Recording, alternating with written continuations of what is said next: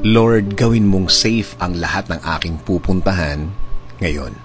Panginoon, salamat sa bagong araw. Thank you sa mga bagong mga pagkakataon na ibibigay nyo sa akin. Salamat din sa mga bagong dadating ngayon, mga bagong oportunidad na dala ng bagong araw ngayon. At isa na namang pagkakataon na maranasan ang presensya ninyo, Lord. Panginoon, sa paglabas ko sa labas ng aming bahay ngayon, ingatan mo po ako, ilayo mo ako sa mga disgrasya.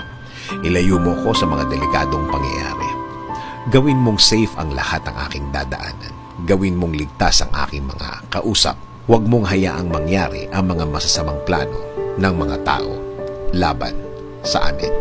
Protektahan mo kami sa mga pagkakataon na ito.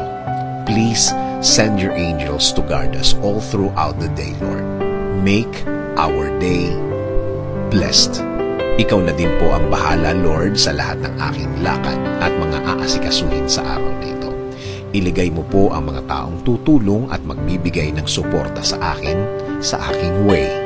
Gawin mo silang instrumento sa pagbibigay ng mga magagandang bagay sa aking mga gagawin ngayon, Lord. Lord, i-bless niyo din po ang lahat ng driver sa lahat ng daan ngayon. Gawin niyo po silang matalinong mga driver. Ingatan niyo po sila.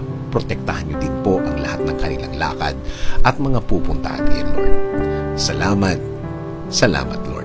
Dahil mararamdaman ko na naman ang inyong guidance sa akin.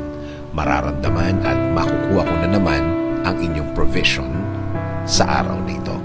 Alam ko po kapag sa inyo po nanggaling ang mga bagay na ito po ay hindi magdudulot ng karagdagang problema. Patuloy niyo po akong i-bless ng inyong magandang plano. Alam ko po, Lord, na kapag kayo po ang nagplano, matutuloy po ang lahat. Kaya patuloy mo pong pasukin ang aking buhay. Ini-offer ko na po sa inyo ang araw na ito.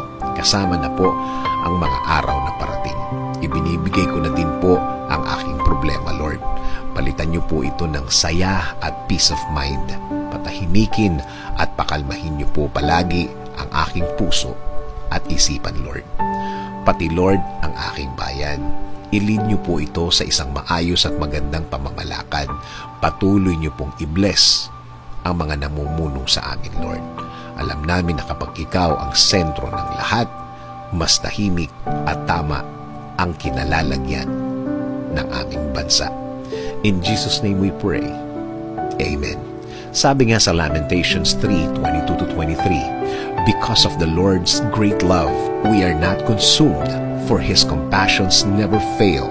They are new every morning. Great is your faithfulness.